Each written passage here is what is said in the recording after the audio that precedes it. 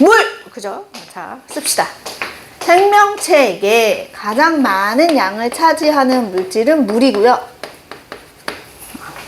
그리고 두 번째가 누굴까요? 나 누구랑 얘기하니? 단백질이고요. 세 번째가 누굴까요? 그래요, 지방이고요. 그 다음 누굴까요? 땡! 핵산이다. 그리고 탄수화물 저 꼬레비야, 꼬레비.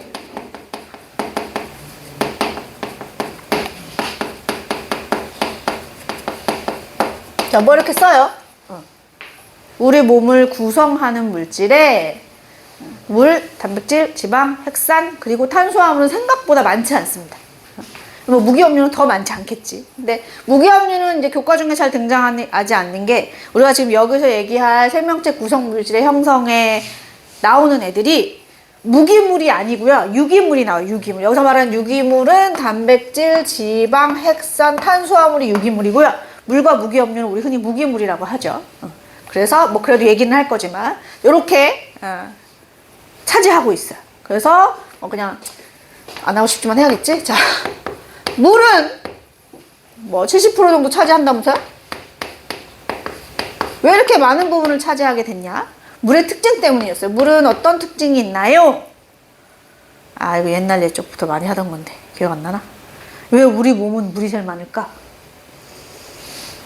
항상성 유지하려고 그러는 거야.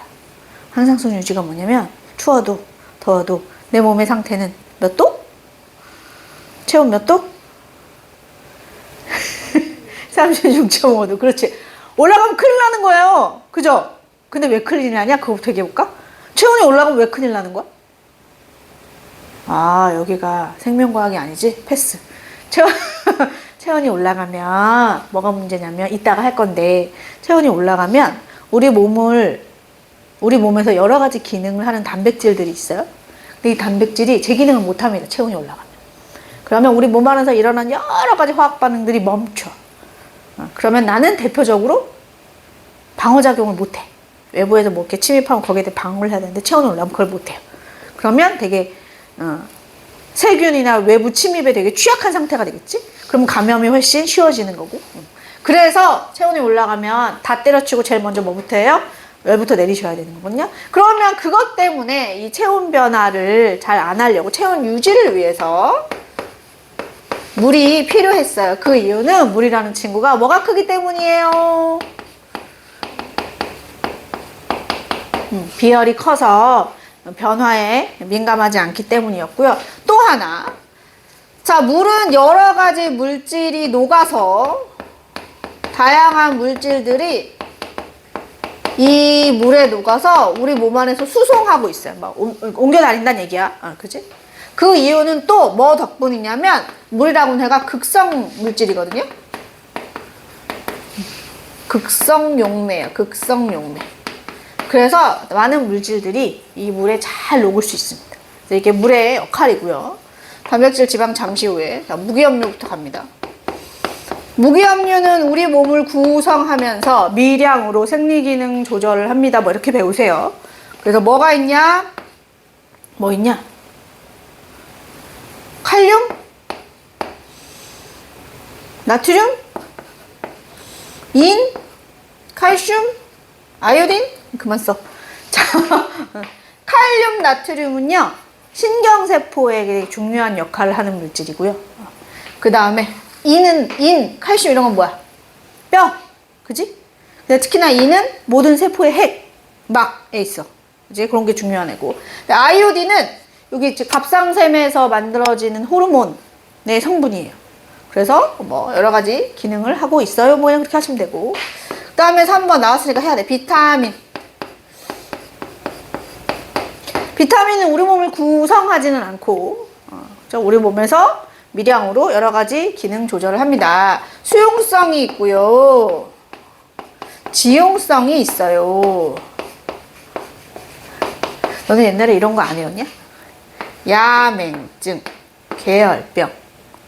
뭐 안 했어? 지금 사람을 그렸어야 되는데 미안해. 이렇게 사람이 이렇게 있으면 야맹증, 괴혈병, 구루병 이런 거 안 하냐? 그지? 이러고 외우는데 나 열심히. 자, 야맥증. 눈 건강해. 그지? 밤에 잘 안 보이는 경우. 괴혈병은 잇몸에서 피나는 거. 구루병은 뼈 성장이 잘 안 돼갖고요. 뼈가 이렇게 구부러져요. 그죠? 그러고 나서 이제 여기는 없는데, 선생님 그래 이렇게 했어요. 옛날에 나는 B1, B2 이렇게 썼는데. B1은 이제 각기병이라 그래가지고 피부질환인데 얘도. 그다음에 B2는 그냥 단순히 피부병 이렇게 표현을 해요. 그래서 수용성이 B1, B2, C 이렇게 얘기하고요. 그 다음에 지용성이 A, D, 뭐 다른 건 잠시 후에 A, D, E, K 뭐 이렇게 됐어요. 자, 이렇게 얘기를 해요. 그래서 그냥 이런 게 있어만 하시면 돼요. 여기서 중요한 건 아니고. 모른단 말이야? 자, 여기서 중요한 건 아니고. 왜냐면 우리가 원래 내가 지금 미줄친 애들 하려고 하는 거지 이거 하려고 하는 건 아니거든요. 근데 그래도 생명체가 나왔으니까 그냥 얘기는 한 번씩 짚고 가는 거예요. 얘네들은 그래서 우리 몸을 구성하거나 여러 가지 이제 몸 안에서 일어나는 흔히들 말하는 화학 반응에 얘가 어떤 관여를 하는 친구들인데, 얘네들은 모두 지금 보면 물은 이렇게 생겼잖아요. 그죠? 탄소를 포함하지 않은 애들이에요. 이거 비타민C 탄소 아니야? 자, 탄소를 포함하지 않은 애들이거든요. 그래서 얘네들 우리 뭐라고 그러냐면 무기물이라고 불러요. 무기물. 그리고 선생님이 저 밑줄 쳐놓은 애들 단백질, 지방, 핵산, 탄소 얘네들을 유기물이라고 부릅니다. 그래서 우리는 이 유기물에 대한 얘기를 이제 정식으로 해보도록 할게요. 선생님이 아마 지금 이 칠판에다가는 재수 좋으면 단백질까지, 안 되면 탄수화물, 지방 쓰다 말 것 같아요. 자, 1번 탄수화물. 핵산까지는 절대 못 쓰겠다. 탄수화물은, 자, 계속 이런 말이 나올 거야. 단위체가 포도당입니다. 포도당은 화학식을 C6H12O6 이렇게 쓰고요. 모양을 그릴 때는 육각형으로 그려요. 짠, 짠, 짠, 짠, 짠. 저 각각의 요 꼭지점에 탄소가 붙어 있다고 생각하시면 돼요. 그래서 탄소 6개를 가진 당이에요. 우리가 육탄당이라는 표현을 써요. 육탄당. 자, 어쨌거나 모든 종류의 탄수화물은 최소 단위가 포도당이에요. 그래서 이 포도당이 2개가 모이고 3개가 모이고 여러 개가 모여서 또 다른 종류의 탄수화물이 되는 거예요. 자, 단위체가 포도당 꼭 기억을 해주시고, 그러면 탄수화물의 종류에는 누가 있냐? 우선 엿당이 있고요. 엿당 들어봤나요? 그죠? 입에서 아밀레이스가 그제 녹말을 엿당으로 분해한다며. 엿당은 이탄당, 그 뭐야? 이당류예요, 이당류. 포도당이 이렇게 2개 붙은 거야. 원래 이제 여기 있던 탄소가 OH기를 갖고 있거든? 이렇게? 그리고 여기 있는 탄소도 OH를 갖고 있단 말이야. 그래서 이 OH하고 OH 중에 이렇게 물이 빠져나가면서, 그러면서 탄소끼리 손을 붙잡는, 그래서 탈수 축합 반응이라 그래요. 물이 빠지면서 축합되었다고 표현을 해서. 근데 여기선 이런 건 탄수화물에서는 안 중요해요. 그냥 포도당 2개가 모여서 엿당이 되었어만 하시면 되고요. 그리고 나면 녹말도 나오고요. 글리코젠도 나오고요. 셀룰로스가 나와요. 책에 그림이 있어서 안 할 거예요. 결국 얘네들도 다 기본이 뭐야? 이제 포도당이 기본. 포도당이 어떤 식으로 결합했느냐에 따라서 누구는 녹말되고 누구는 글리코젠 되고 누구는 셀룰로스 되는 거예요. 혹시 그림이 없으면 모르셔도 된다는 얘기죠. 나중에 교과서에 나올 거예요. 교과서에. 녹말은 이 포도당이 한 줄로 이렇게 이런 식으로 연결되어 있는 거고, 글리코젠은 그게 얼기설기 쓰여져 있는 거고, 셀룰로스랑 글리코젠은 그림으로 잘 구별이 안 돼요. 그냥 탄수화물이구나, 고분자 화합물이구나, 그죠? 이 포도당이 여러 개 모였으니까. 자, 근데 기능을 알고 계셔야 돼요. 기능이라고 어떠한 성질을 가지는가. 녹말의 성질. 식물이 탄수화물을 저장할 때 대체로 녹말로 저장을 하죠. 쌀, 감자, 고구마 이런 거 얘기하는 거야. 글리코젠은 동물이 탄수화물을 저장할 때 글리코젠으로 저장해요. 사람은 포도당을 간에다가 글리코젠으로 바꿔 저장을 합니다. 셀룰로스는 식물 세포 벽의 주성분이에요. 너 그거 했잖아, 우리 지난 일요일날. 식물 세포 벽의 역할이 뭐였어? 나무 껍데기처럼 세포를 보호하고 형태를 유지하는 거였거든요. 그 기능을 하는 세포 벽의 주성분이 셀룰로스예요. 그래서 사람은 녹말은 먹으면 분해할 수 있습니다. 하지만 셀룰로스는 먹으면 분해를 못해요. 사람은 셀룰로스를 분해할 수 있는 효소를 갖고 있잖아요. 내가 식물을 먹으면 필요한 성분은 소화되고 흡수가 되지만 셀룰로스는 흡수가 안 돼. 그래서 결국에는 대장에 남아. 그걸 우리가 흔히 식이섬유라고 하는 거야. 내가 먹지만 얘가 소화는 안 되기 때문에 결국 이 식물세포의 주 성분인 셀룰로스가 대장에 가서 그 나머지 찌꺼기들이랑 잘 섞여갖고 이제 배출이 잘 되게 도와주는 역할을 할 수 있는 거지. 뭐 어쨌거나 이게 탄수화물 끝 하는 거 보니까 시험에 자주 안 나오나 봐, 그지? 자주 안 나와요. 2번 지질. 지질은 흔히 우리 교과에 있는 인지질하고 중성지방 정도 나옵니다. 중성지방. 그죠? 인지질이 뭐였죠?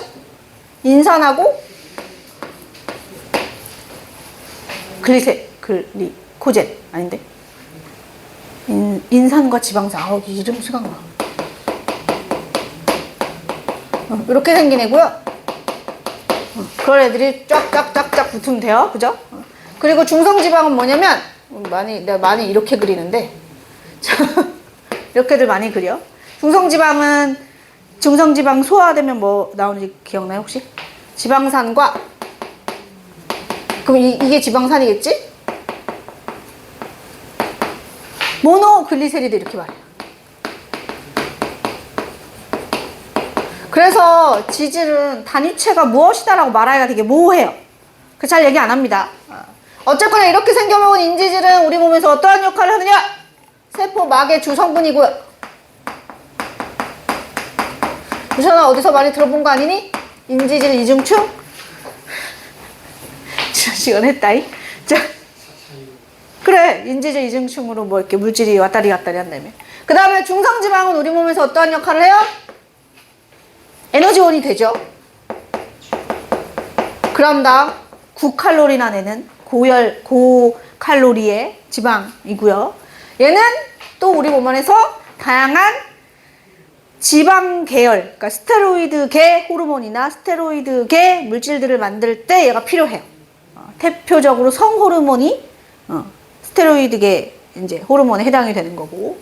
그리고 얘가 혹시 이제 우리가 섭취를 하고 에너지원으로도 쓰고 뭐 호르몬 만들어도 썼는데 남았다. 그러면 이제 저장이 되는 거죠. 아무튼 그래서 이러한 기능을 하는 애들이고, 우리 몸 안에 뭐 썼으니까 여기도 해야지 뭐. 탄수화물의 기능은 주 에너지원이고,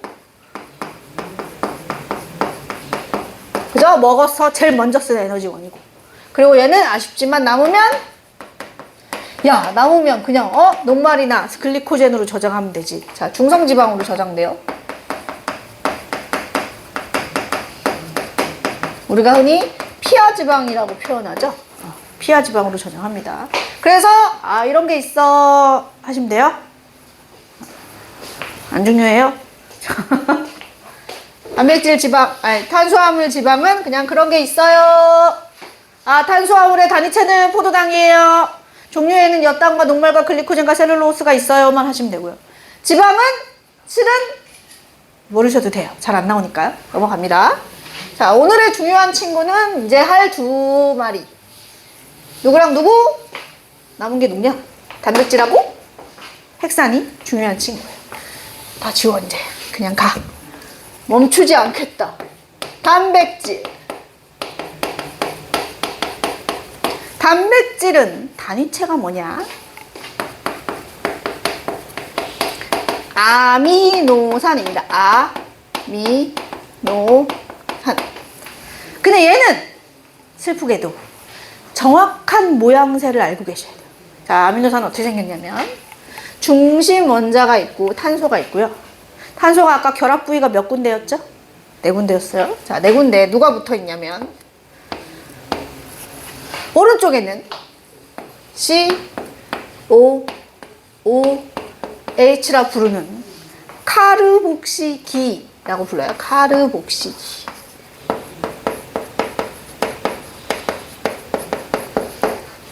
가 붙어 있고요. 왼쪽에는 NH2가 붙어 있어요. 자, 이 질소는 팔이 3개잖아요? 원자가 전자가 3개라 그래요. 그 다음에 탄소는 팔이 4개라 지금 여기 2개 잡고 4개 하나씩 잡은 거고. 그 다음에 산소는 원자가 전자 2개거든요? 그래서 결합 부위가 2군데밖에 안 돼요. 그 양쪽으로 잡은 거고. 수소는 하나밖에 없잖아요. 그러니까 한 군데만, 얘랑 한 군데로밖에 다른 누구를 못 잡는 거야, 얘는 지금. 이렇게 생긴 거야. 자, 그리고 요 오른쪽이 카르복시기였으니까 왼쪽은 아미노기라고 말하고요. 그러면 중심 원자 탄소를 기준으로 오른쪽에서 이런 것들이 붙어 있어요. 그리고 나머지는 아무거나 붙으면 상관없는데 그냥 이렇게 쓸게요. 곁사슬이래요. 곁사슬. 아무거나 붙어도 대신 저기에 뭐가 붙었느냐에 따라 아미노산의 종류는 달라지는 거예요. 저 R- 자리에 누가 붙었냐, 누구는 뭐 페닐알라닌이 될 거고, 누구는 뭐 트립토판이 될 거고, 뭐 아무튼 종류가 달라지는 거죠. 어쨌거나 기본 단위는 이렇게 생겼어요. 이걸 너네도 그리셔야 돼. 이렇게 그릴 줄 알아야 돼. 아미노산이 어떻게 생겼지? 그럼 이게 그려져야 돼. 그지? 이게 기본 단위야.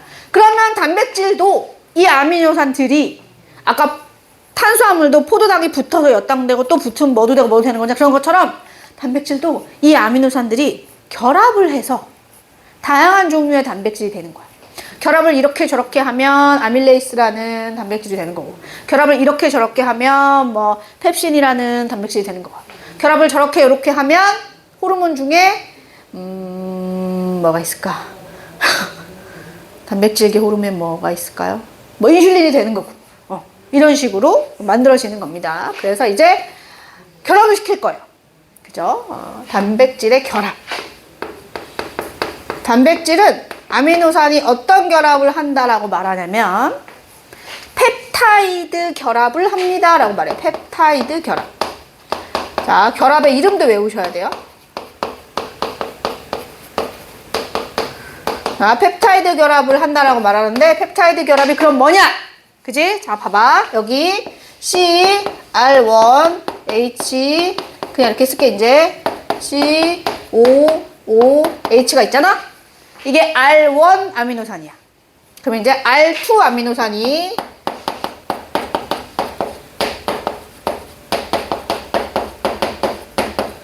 R2 아미노산이 결합을 하려고 그래요. 그러면 R1의 카르복시기 부분하고 R2의 아미노기가 서로 마주 봅니다.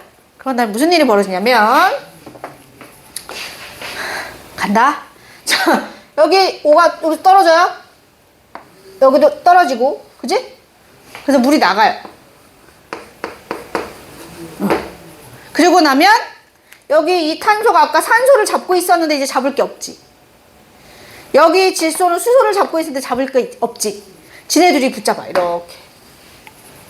그래서 모양새가 어떻게 바뀌냐면 여기다 그리면 안 되겠다.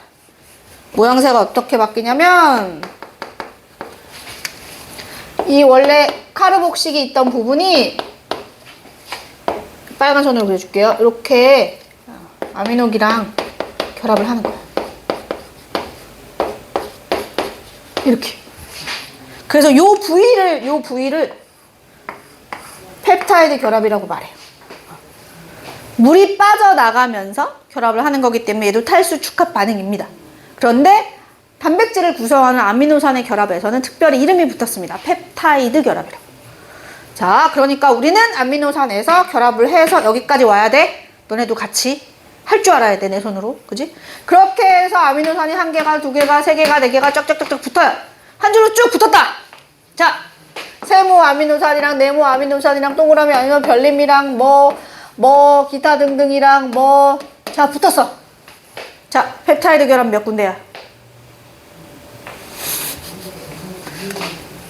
하나, 둘, 셋, 넷, 5군데요? 별거 없죠? 야, 이런 거 물어봤는데 틀리면 되게 슬프다. 그지? 그러지 않아요? 6개라고 말하는 애들이 되게 많아요. 자, 붙었어요. 자, 이걸 한 줄로 폴로 이었죠. 이걸 폴리펩타이드라고 해요. 폴리펩타이드.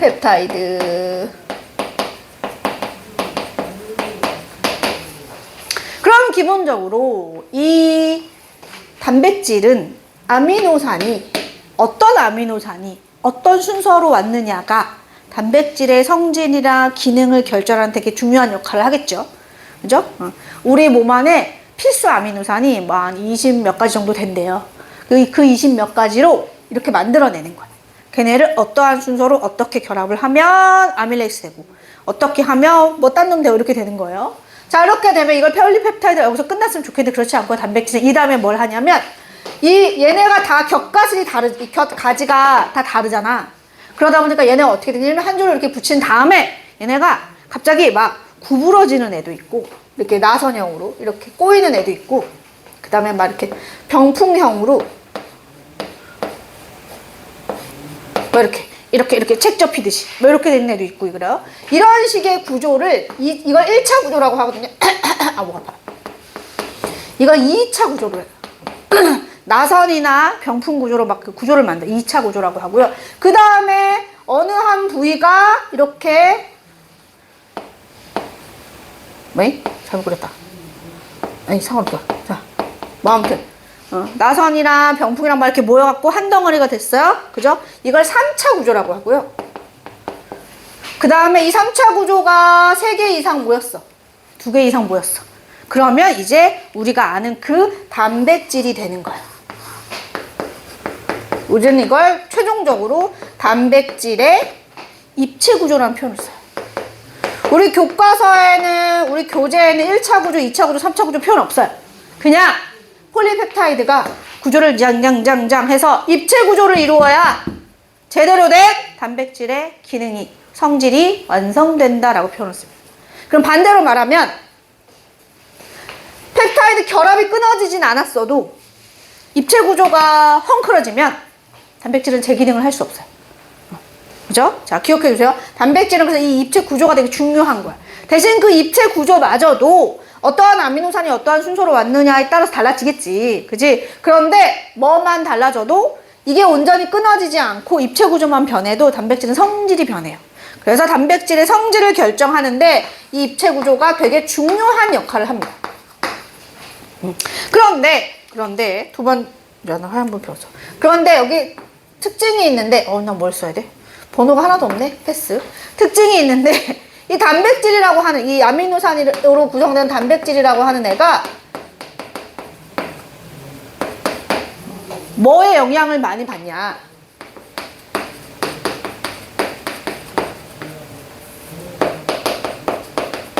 그러니까 단백질의 성질이 입체 구조가 되게 중요하다며.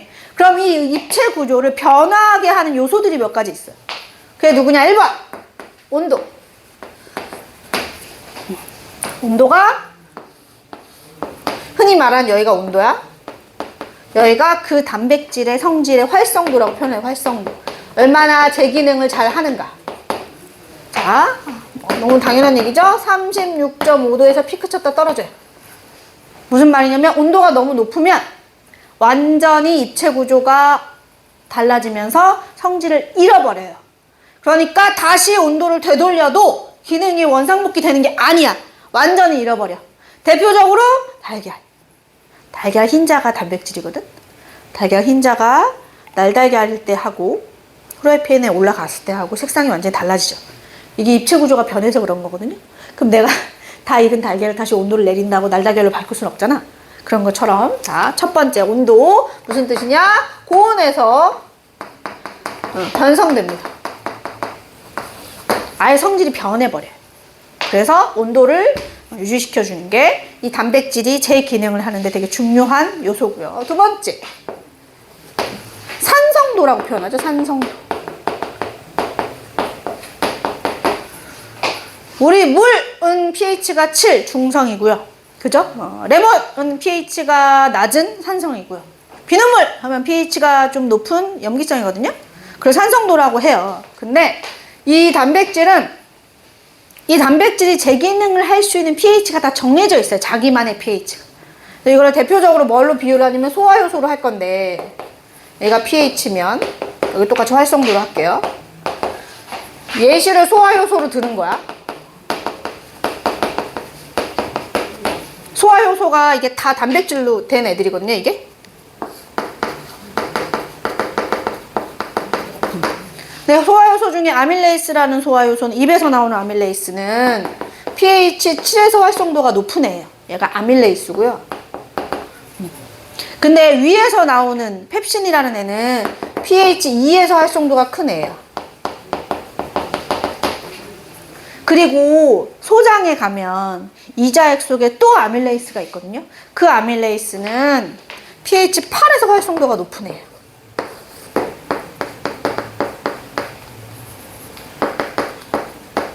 그러니까 내가 이 소화효소가 분비되는 환경에 따라 잘 활성화될 수 있도록 pH가 정해졌어. 그러면 내가 pH가 안 맞는 곳에서는 얘가 제대로 기능을 할 수 없다는 얘기지. 이러한 성질이 있는데, 이러한 요소들이 영향을 주는데, 그 이유가 뭐 때문이다? 단백질의 입체 구조 때문이다. 온도가 변해도 pH가 달라도 뭐에 영향을 받는 거야? 입체 구조가 변하는 거야. 이게 깨지는 게 아니에요. 펩타이드 결합이 깨지는 게 아니고요. 뭐가 변하는 거야? 입체 구조가 변하는 바람에 제대로 기능할 수 없는 거예요. 이러한 단백질이 우리 몸에 누가 있냐? 뭐 책에는 뭐가 나오는지 모르겠는데, 자, 케라틴 단백질 있고요. 케라틴 단백질,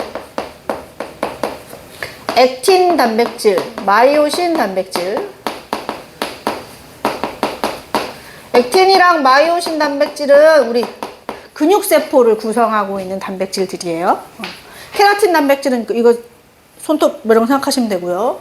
그 다음에 헤모글로빈 단백질. 그죠? 얘는 어디 들었어요? 척혈구에 들어서 뭐예요? 산소 운반에 관여한 애들이죠. 그죠? 뭐 이런 거? 다양한 단백질들이 우리 몸 안에서 여러 가지 기능을 하고 있고, 이러한 단백질을 우리 일상에 이용하는 얘. 그죠? 자, 이건 잠깐만. 여기 나오면 안 되는 거구나. 미안. 아니, 여기까지만 할게요. 네. 그래, 여기 나오는, 나 자꾸 저 뒤에 물질대사랑 자꾸 일로 갔다 절로 갔다 하고. 잠깐만요. 이거 아직 얘는 잠시 후에 하고요.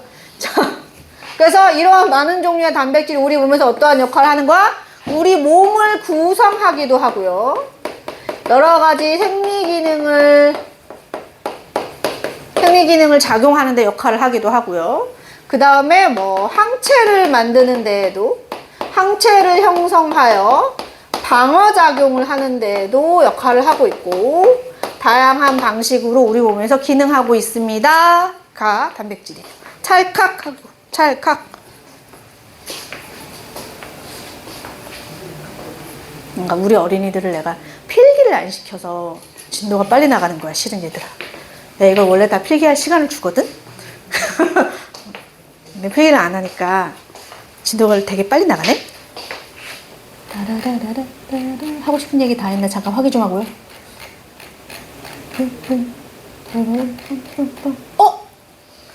하나 빼먹었어요. 에너지원도 돼요. 아, 이거 아까 했구나. 얘도 에너지원으로 쓰죠. 그래서 우리 몸 안에 에너지원이 되는 애가 이제 그 세포 호흡을 해서 에너지를 낼 수 있는 애가 탄수화물, 지방, 단백질 이렇게 3개가 있는 거야. 근데 그 중에 제일 먼저 쓰는 게 누구라고? 탄수화물 제일 먼저 써요. 주 에너지원이니까. 그거 다 썼어. 두 번째 뭐 써?